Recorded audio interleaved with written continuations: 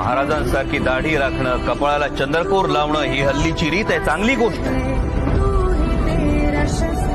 पण केवळ बाह्यांगानं महाराज बनण्याचा प्रयत्न करण्यापेक्षा अंतरंगात महाराजांचे विचार, महाराजांची शिकवण भिनवून घेतली तर ती महाराजांना खरी आदरांजली ठरेल. उत्सवांसाठी, मिरवणुकांसाठी महाराजांनी कधीच जन्म घेतला नव्हता, कधीच नाही.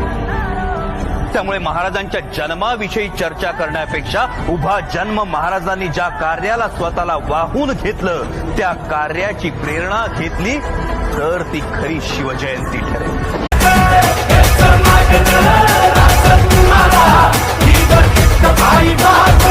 ही